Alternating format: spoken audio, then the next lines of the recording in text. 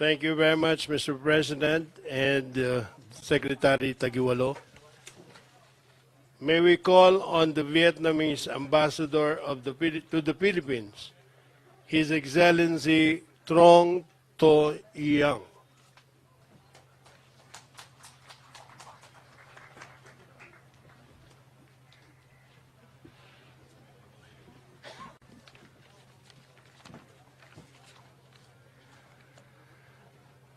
His Excellency Rodrigo Duterte, President of the Republic of the Philippines, Honorable Secretaries, Commissioner, Mayors, Congressmen, I'm deeply moved today. And it is a great honor for me also to witness the send-off of 17 Vietnamese fellows. They are fishermen and they are Vietnamese nationals. They have been here for not very long, and they are really lucky that today, by order of His Excellency President Duterte, they are free to return home on their own vessels with all fuel and food and other supplies, perhaps even more than enough, provided by the Philippine government.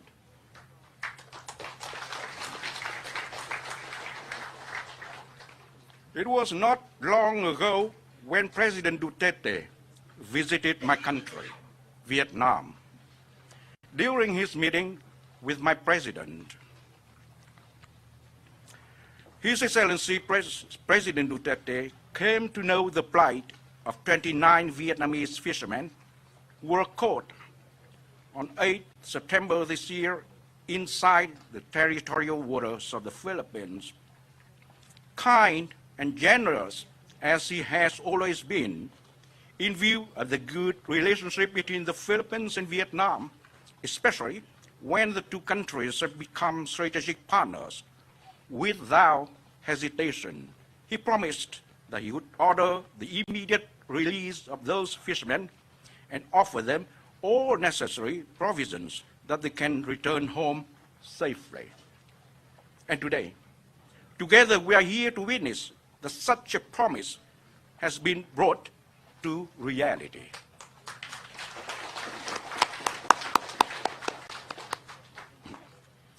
I'd like to take this opportunity, first of all, to convey my President, His Excellency Trần Đại Quang's profound gratitude to His Excellency President Duterte for the swift and steadfast realization of his promise.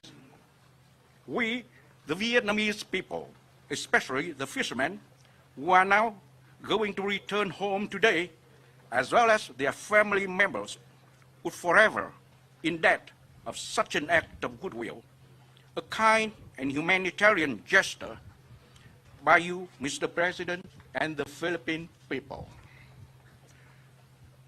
I'd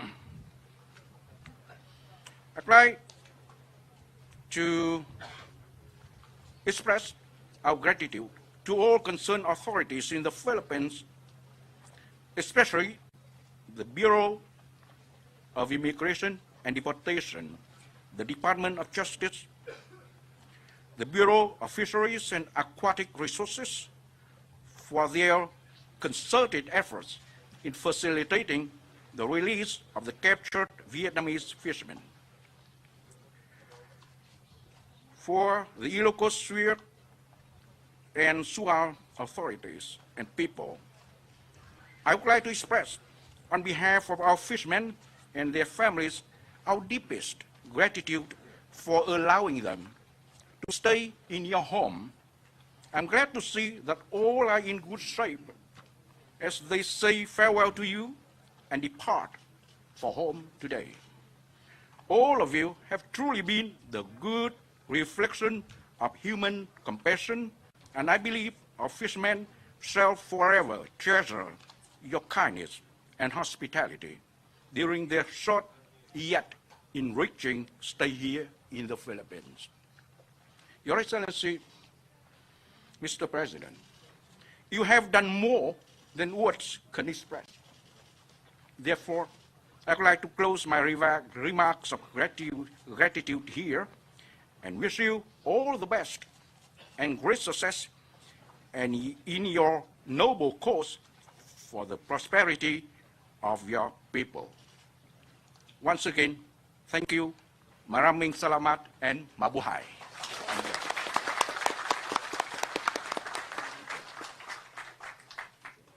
Thank you very much, Ambassador Trong Tu-yong. We call on the DSWD Secretary Judy M. Tagiwalo for her message.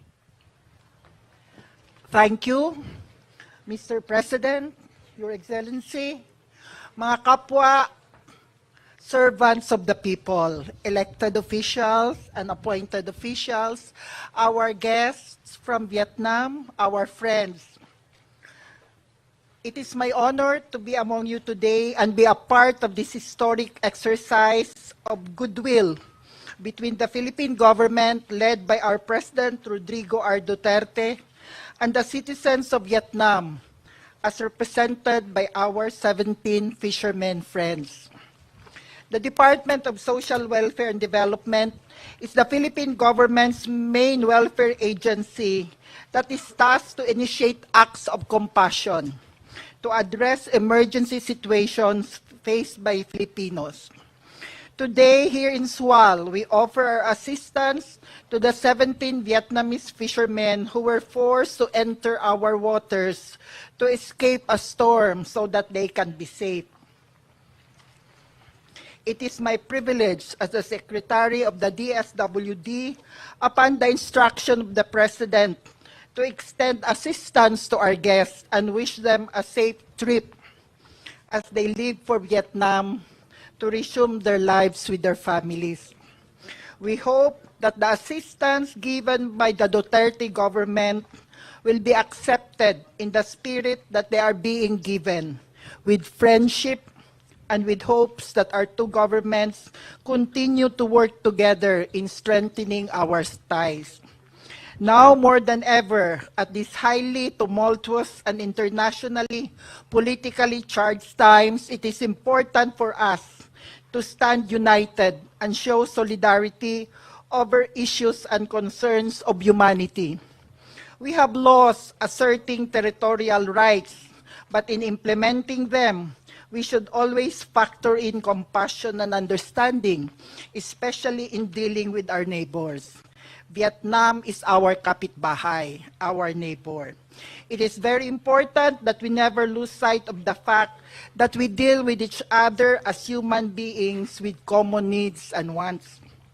Colleagues, friends, and guests, even as various political intrigues, economic conflicts, and even wars serve to divide us, we have to resist all this and take on a higher calling, that of uniting for the sake of humanity and advancing programs and actions for the interests of the poor and ordinary citizens.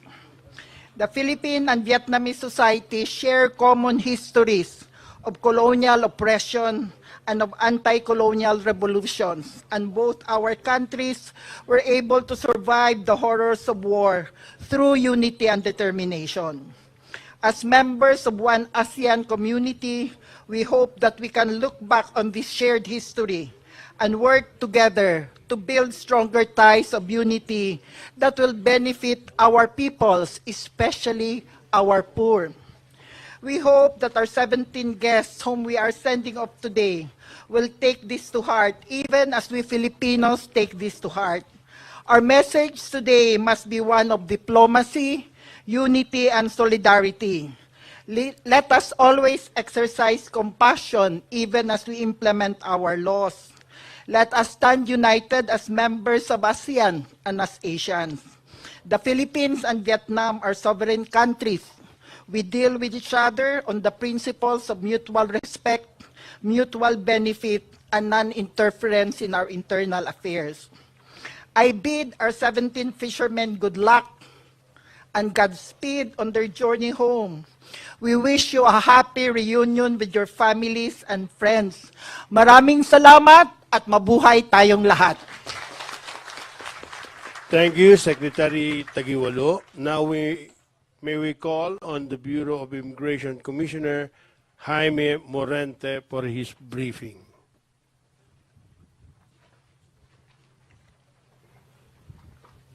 Mr. President, sir, ladies and gentlemen, good afternoon. I am tasked to give you a brief background of the events leading to our activity today.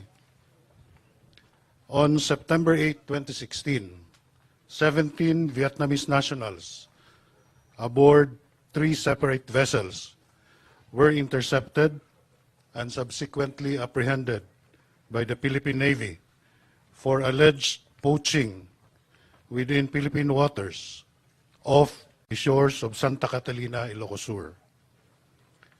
Complaints were subsequently filed before the Office of the Provincial Prosecutor, Ilocos Sur, for violation of Section 91 of RA number 8550 as amended by RA number 10654 against 16 of the 17 Vietnamese except for minor Do Tien Loy, who was referred to the Provincial Social Welfare Development Office. They were also charged before the BFAR Central Office for the same violation, and deportation cases were filed against them with the Bureau of Immigration for violation of Commonwealth Act number 613, or the Philippine Immigration Act of 1940 as amended. During the investigation, the Vietnamese explained that they did not intend to violate Philippine laws as they got lost and ended in Philippine waters. It is also only by necessity that they reached Philippine territory to protect themselves from the wrath of the then incoming storm, Ferdy and the Habagat. Upon return from his Vietnam trip, the President expressed the Philippines' willingness to assist the Vietnamese fishermen in their desire to return to their families in Vietnam as a sign of goodwill.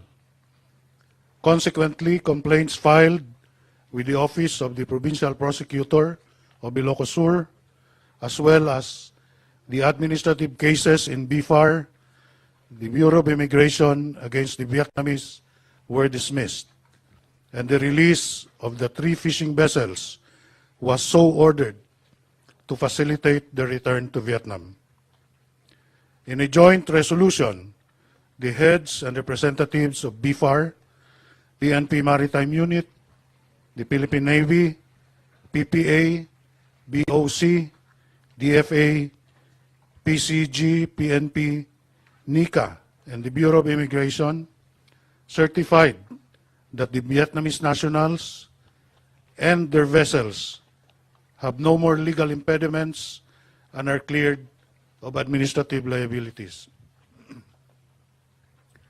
For humanitarian considerations, Secretary of Justice Vitaliano N. Aguirre II likewise issued a memorandum to the Bureau of Immigration to allow the departure of the 17 Vietnamese nationals back to their country without being blacklisted nor be subjected to any fine or penalty.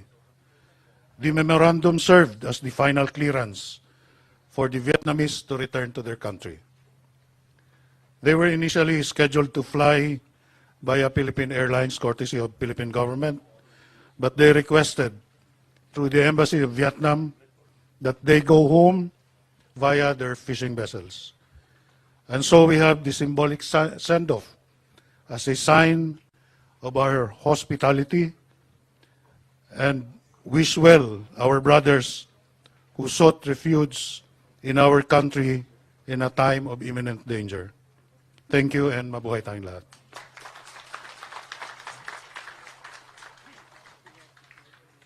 May we invite the President and the Secretary Tagiwalo for the distribution of tokens to the Vietnamese fishermen.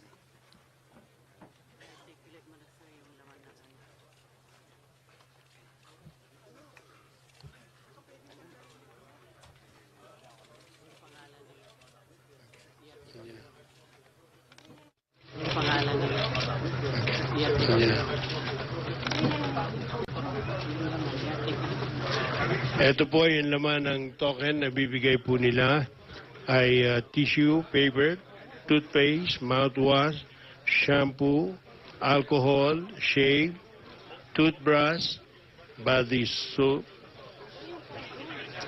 comb, laundry. Okay. Okay. Now we call on the names.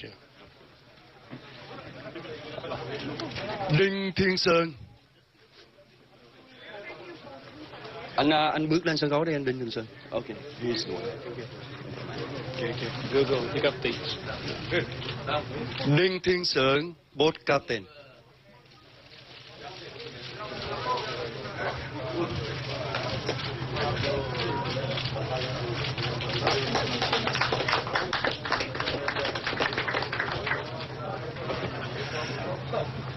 Trần Hữu Phúc, crew.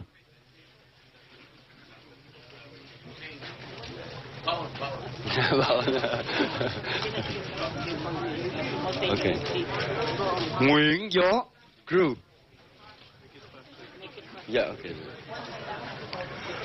Huỳnh Thanh Thắng, crew.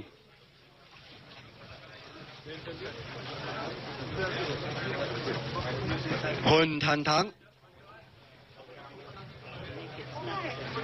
Đỗ Thanh Lợi, Võ An,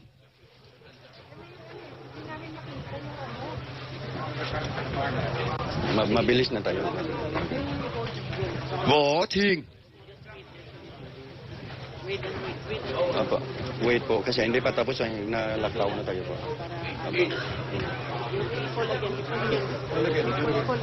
Nguyễn Duy Cường.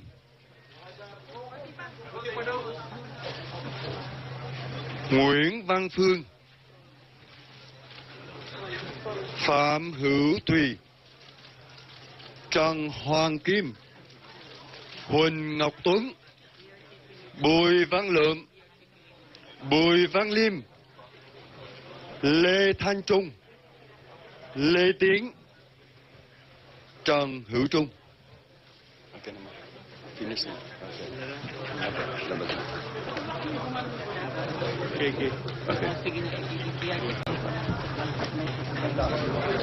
Kahapon po ay nalagyan na po ng 123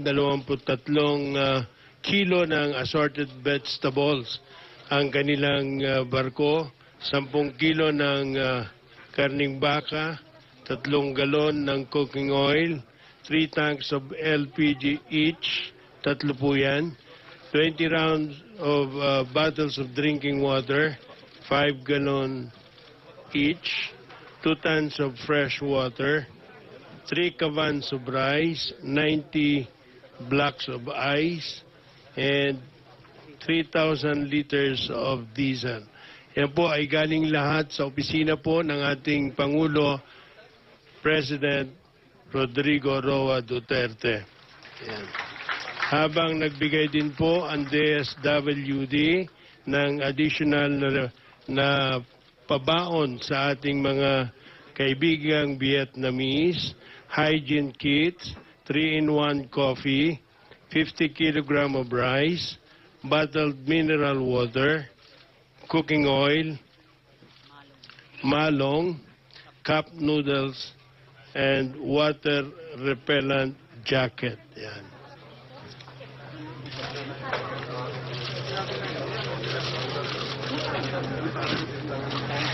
Ito po ang isang pagbibigay ng isang nakagawian ng Pilipino, yung pagbibigay ng pabaon. Kaya sino pong gustong pumunta sa Vietnam, pipila na rin po.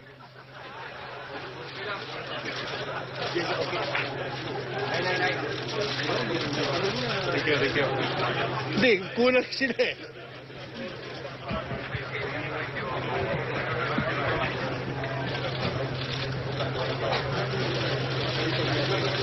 Okay, sir.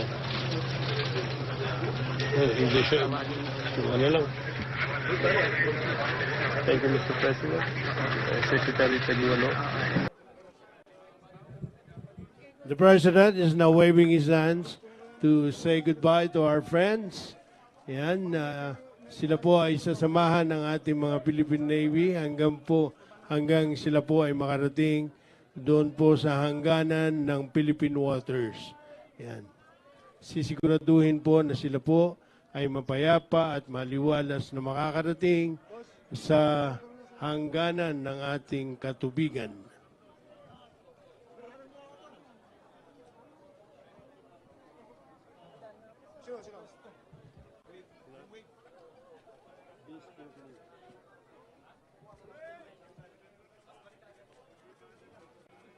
Samahan po natin ang panalangin ang ating mga kaibigang Vietnamese para naman po sila ay makarating sa kanilang sariling lupain at kanilang makasama ang kanilang mahal sa buhay.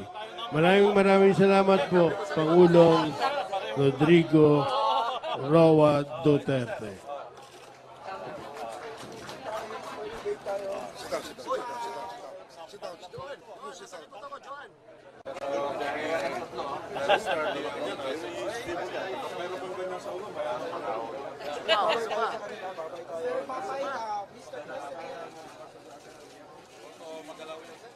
Okay, the President is waving his hands.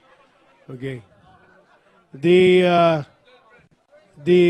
district mayors, including other district leaders,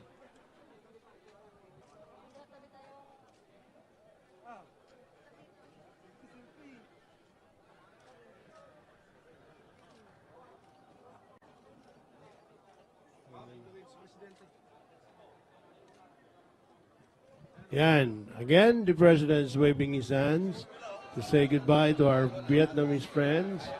Yan po, samahan na rin po natin siya. Kumaway na rin po kayo sa ating mga kaibigan. Yan. Maraming salamat po. Yan sa inyong natutuwa.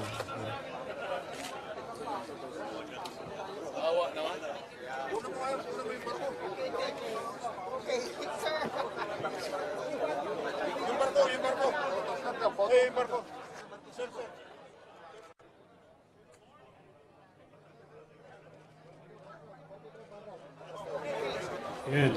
Ano gagawin? Interview? Nasaan na siya?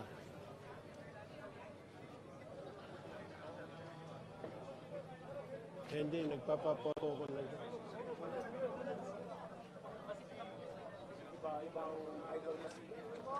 Walang gusto sumama ng Pilipinas sa Vietnam. Wala eh. Sabi ko nga, kulang pa sila. Saaman kayo. May preso na. Wala, ang gapo mo. Ang gapo na oras na.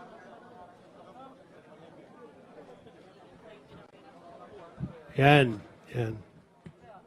Sa ngalan po ng aming mga kababayan,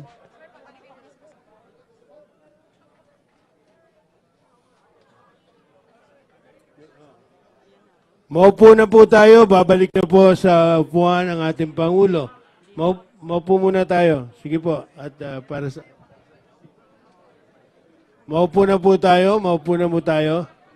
We will request everybody na po. Maupo muna. Take your seats muna. Yan. This concludes our program today. Once again, thank you very much, President Rodrigo Roa Duterte, for visiting our beloved town, Sual. Yan.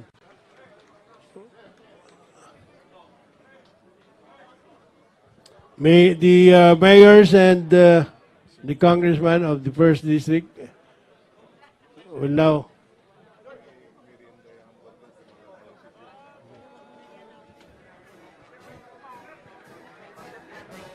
Thank you very much. Maraming salamat po. Palakpakan po natin President Rodrigo Roa Duterte.